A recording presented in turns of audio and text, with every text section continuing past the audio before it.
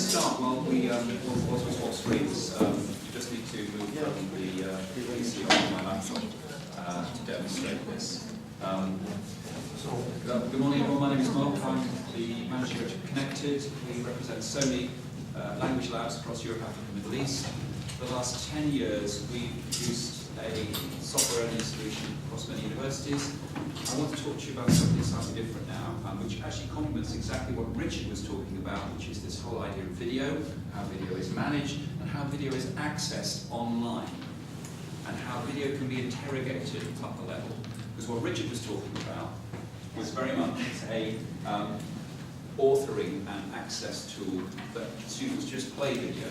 What I want to talk to you about is a program called SANSSpace, which allows very intense and very precise interrogation of video by any student, and for that video to be marked and assessed by a teacher on any device.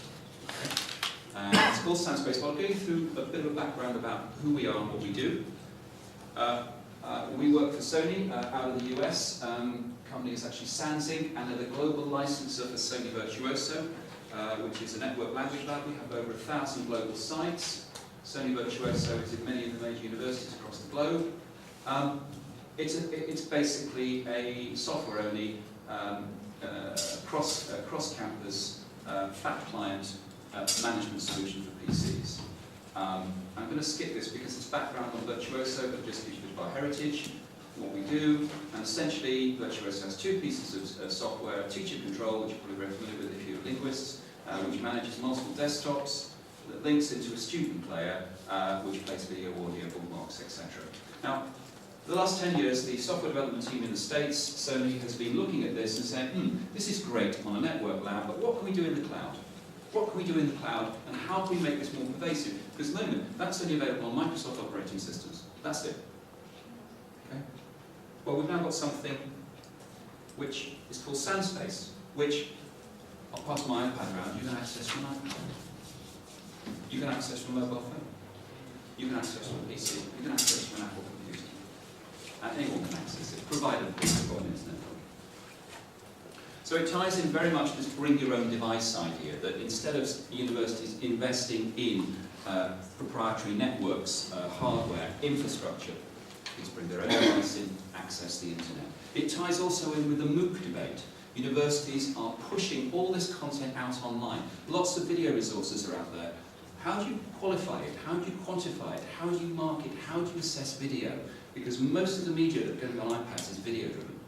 There is no corroborative, interrogative way of marking and assessing video. You go to Blackboard, you can download the video. Who's downloading? How long for? Can you put comments on? And with SANSSpace. So what you have with SANSSpace, you have 3 levels of control. I'll bring you to a live site in a minute. You have an admin control, which is for the network manager to link all his content up around SANSSpace. It's a vanilla design, so it means it will plug into your web space. But it will work on databases, it will link into Blackboard, it will link into Moodle, and it will pull media, audio down, access it through your website, and make it look as though it's part of your website. But ultimately, the local system is installed locally, and you have control.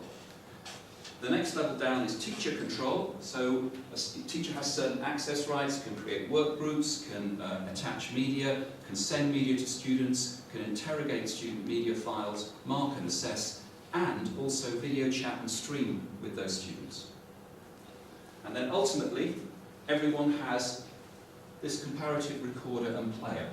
So ultimately, a teacher posts a video into here, looks at it, bookmarks it in text, audio, video, sends it to the student, and the student can respond in text, audio, and video. And whatever the student does, the teacher can mark. And there are 3 levels of interrogation here. One is, teacher can simply send the video, student can look at it and overdub it and do a recording. So it could be just a translation or an overdub. Either in audio and video. They can switch off the video camera and just do audio. Second level is, teacher can bookmark, sends the bookmarks to the student bookmarks, and teacher assesses the student bookmarks in text, audio and video. Third level, teacher sends video bookmarked, but instead of the student responding with their own video or audio or text, there's a true or false or quizzing solution, which means the student presses the tick box The data goes into the tick box, drops into a spreadsheet back up for the teacher, and the teacher has a spreadsheet of all the student responses. Okay? I'll show you all this in a minute. So, what you have is personalised login 24/7, a comparative recorder and player, administrator teacher control, which shares audio, video, text quizzes. You can work on your own, you can work in groups, we can set those groups up, we can time those groups.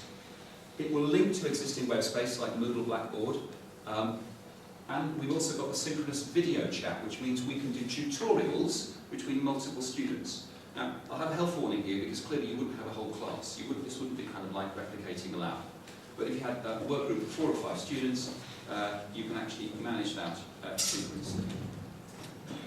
And clearly, one of the key things is, I think I read somewhere with the demise of a lot of the retail electrical chains recently, that the one bright spark over Christmas is, I think Dixon's reported that every 5 seconds someone was buying an iPad or a tablet. You know, the incidence and increase of these devices, Kindle Fires, tablets, huge. And it's also, I think what we need to look at is these devices becoming the ubiquitous pencil case. What was, you know, when I was growing up, it was a calculator. 10, 15 years ago, it was buying one of these things. Now, £100, £150, even a mobile phone. I mean, we can, again, at SANSSpace can be accessed on my iPhone or a smartphone. So, we're actually starting to do a lot of work, both here in the UK with Janet, with Pearson, and I'm going to take you, first of all, to a Middle Eastern project. Now, this is a live site in Abu Dhabi, okay? I've tried to get access to it from the university network, and I can download the site, but it won't actually allow me to play the video, so I'm actually downloading this on my iPhone. So I tested it for and it did work. I just hope this isn't one of those moments when it won't, but we'll give it a go. So I'm going to come out of here, and here we go. Okay, this is Anchorboot. Now Anchorboot is the UAE equivalent of Janet. Okay? They connect to all the UAE universities. We're doing a project with them, with Pearson. Because one of the key factors in Anchorboot in the UAE is the learning of English for qualifications for HE. Unless you get 5.5 levels, 5.5 level 6 in HE, you won't get a degree. So one of the key critical factors here is to provide some sort of distance learning online course for students to practice their English. Okay? So I'm going to just put this screen up. This is a live link onto an Abu Dhabi server. I'm going to play this. Just hope the thing works. It did before. The way all this structure is quite linear, so it's quite easy to link this and put it in place. Just find the right lesson. Put this in play.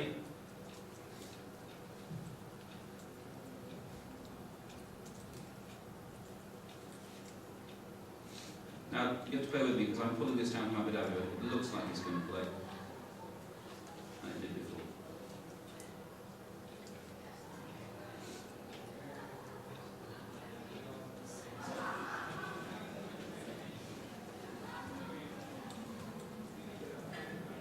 And what you're seeing here is clearly, if this is on an iPad,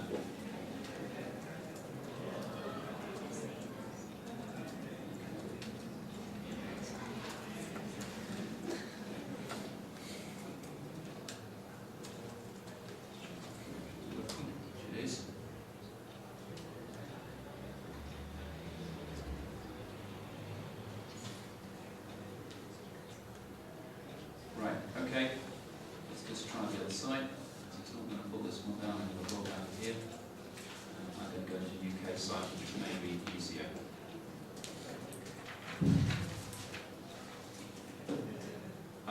This is the problem with in terms of formation sometimes. If I'm coming to universities and I haven't opened up the right ports.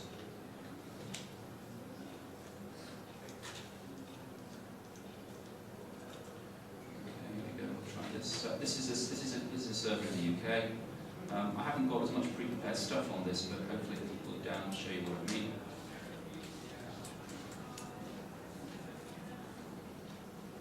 Same video tracking thing. I'm going to go into my resources. I'm going to go to humanities. I'm going to go to history, modern history.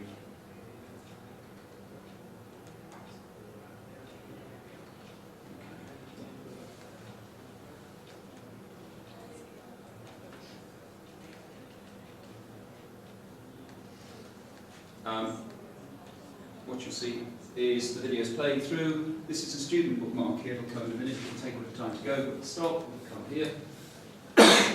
Pull up a student recording. Student will play. I'll just press play. See it.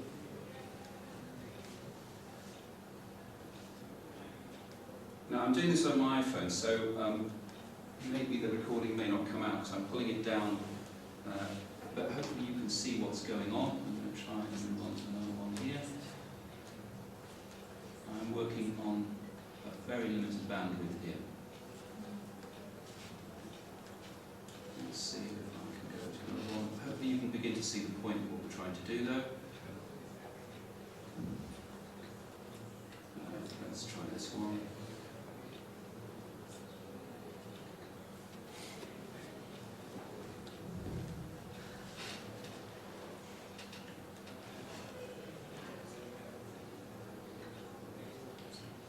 Technology in children, that's the problem sometimes.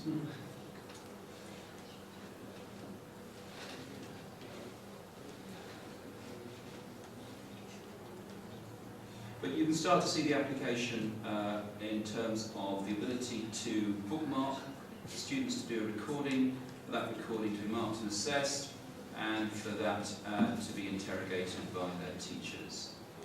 Let's try that. Can I just ask, at the bookmark where you pull out the student comments, Yeah. would you see that be a video of a student saying, Yes, it could be a video of a student, or the text of a student, or the audio of a student, and you've got the choice as to which you do.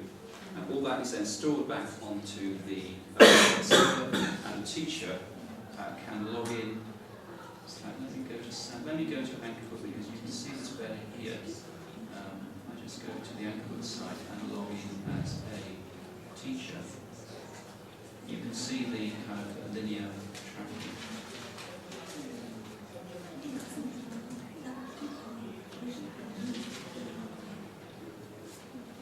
So if I go to my reports, I've logged into teacher now. It's in the LLAS site, and I go to Pearson Total Content course. I go to look at the reports, teacher reports.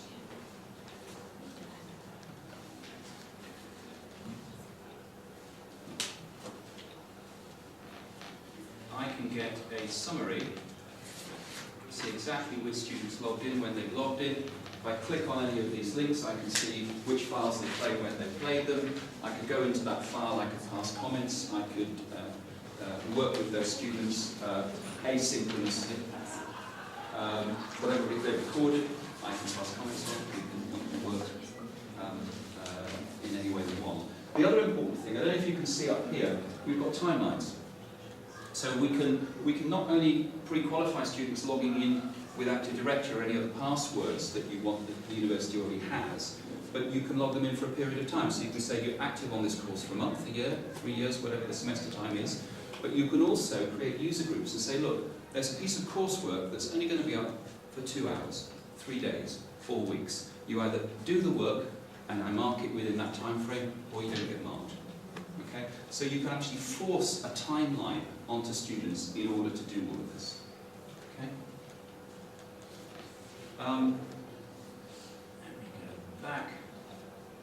How much can the student fit in? I'm just thinking of the student with the comments. Yeah. I mean, how much text? As much as you want. So they could respond in an essay, for example. Well, I mean, clearly, again, if we listen to the pedagogy that Richard talked about, you're talking about 5-6 minute videos, and you're probably looking, if they wanted to write an essay, there's the ability, because it links into Blackboard or to any other web space, to do that as a Word document. What you're looking at with the textual responses is maybe 50 or 100 words.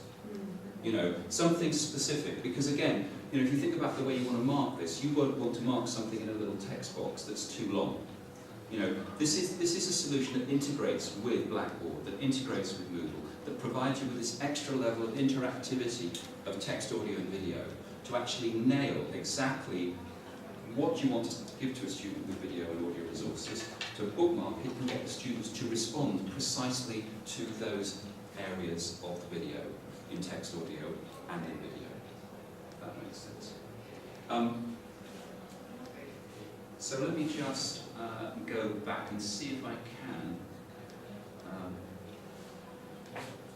The difficulty is I'm working on my iPhone, so and when I went on the university website, I could actually download the website, but I couldn't download the player because there's some permissions issue here which we haven't sorted out. So if I get on the website, the university website, it'll be very quick, but I'm going to have to do this through my phone.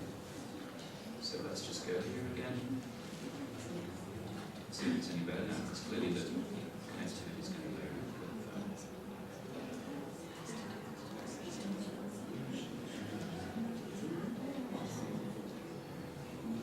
I'm going to log out because I did get quite a good connection on the UK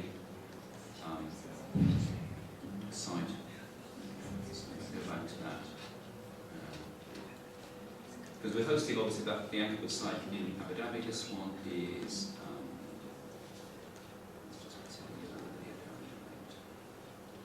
actually, what I'm going to do better still.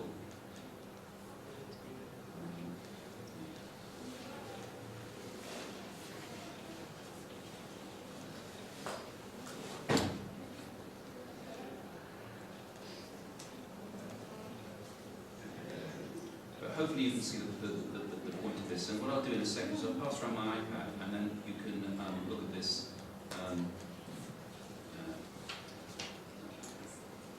You can look at this on the pad, and we can take any questions.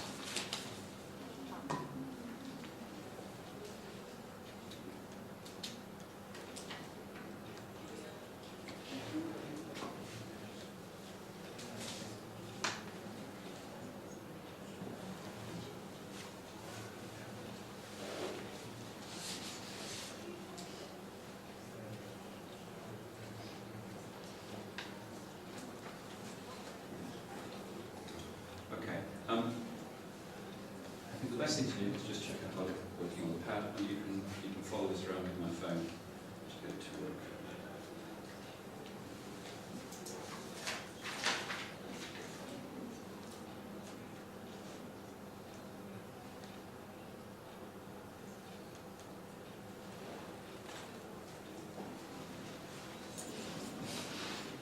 Are there any particular questions? Whilst I struggle with my connectivity here.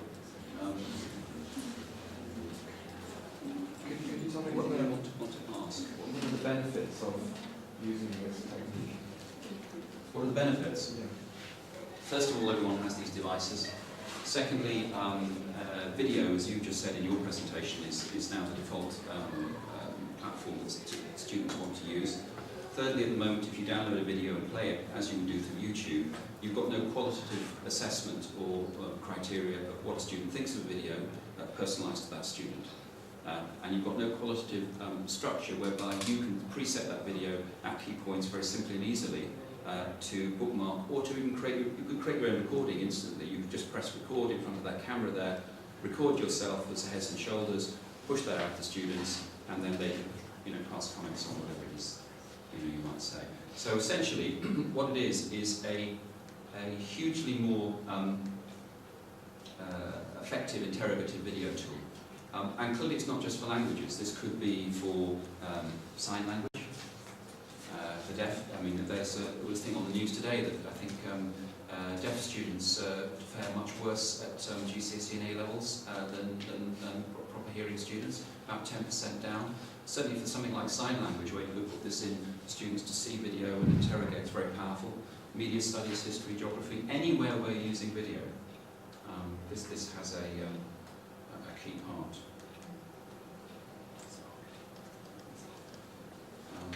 I'm just not. I'm struggling with web connection here. I'm just not getting access.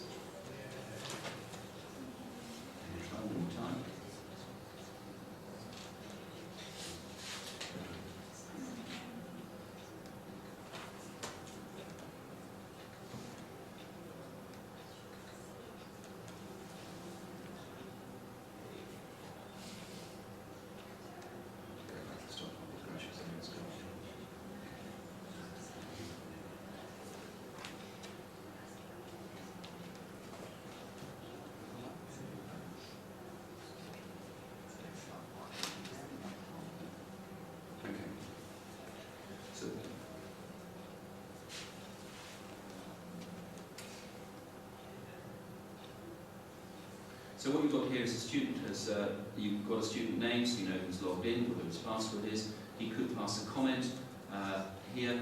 He wants to edit it, which he could do. I could now re-record this, so I could actually now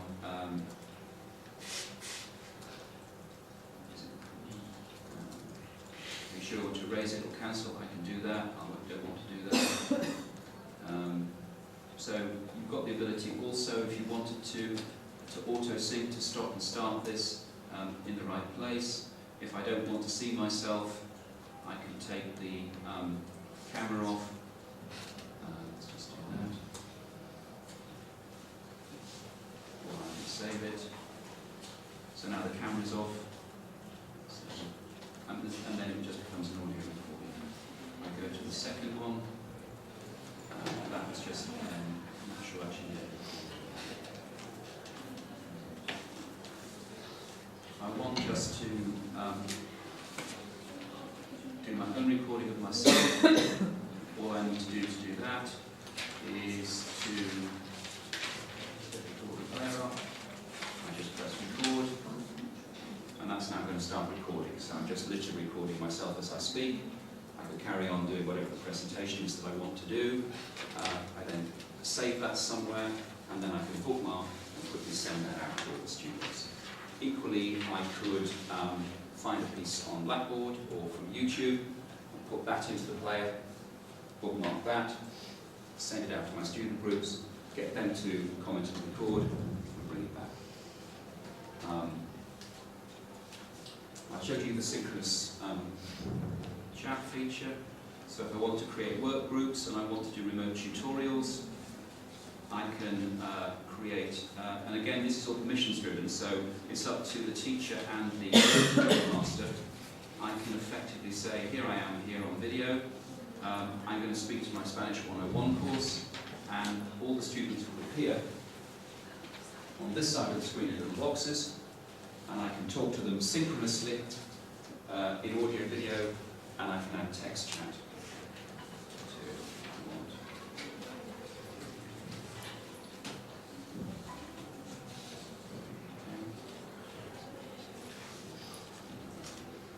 Again here, if I'm a student, I think I'm logged in as a student, I want to see my reports, I can go in there, or if I want to particularly go and look at a particular resource, I can go in and I can go to Humanities, and I can see what's been posted, and I could go to World History, and I can look at the recordings that are up there, and I can add my own version of this, which my teacher then can mark and assess. So stop marking crash MP4, pull it down, play it, and I can add my bookmarks to this. Let's get it playing. So if I want to add a bookmark, all I do is I go add bookmark. I want to auto start it so it starts after I finish. I want to maybe record something. So I'm now, you see it's recording it. So I'm making it, this is a student making a comment recording in video. When I've finished it, all I do is press stop, press save, and now that comment should be posted.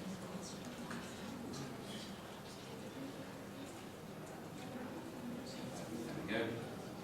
There you go. So I've just captured, that's just a student recording captured. Very simple. Now, that student recording goes back into the particular student page, so the teacher, A, will get a text to say the student's done the recording, B, the teacher can go and see what that recording is, and D, the teacher can then mark and assess and work either asynchronously with that student on that recording, or simply pass a comment, put it into a spreadsheet, mark and assess.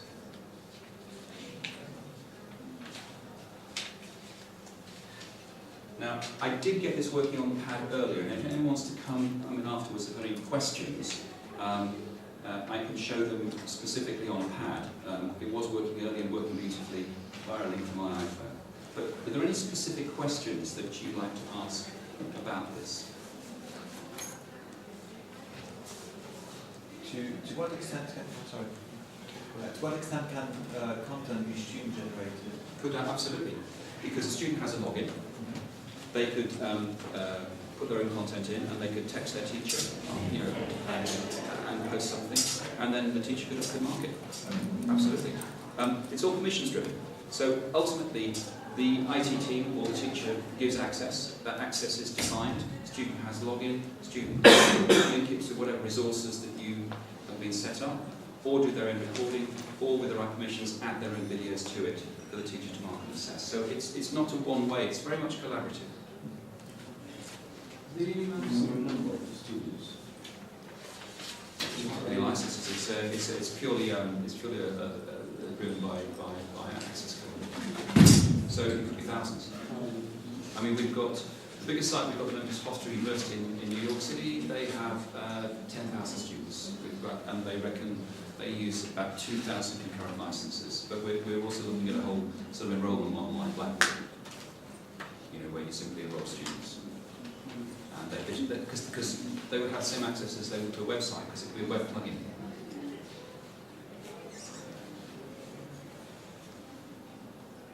Are there any other questions for Mark? Or perhaps we need to move to coffee now, so perhaps if Mark's going to stay here or come out, perhaps carrying his iPad with him, because he can be... Perhaps if you can get that connection going, have a live demonstration. I'm just interested to see that, so I might follow you through the team and stuff.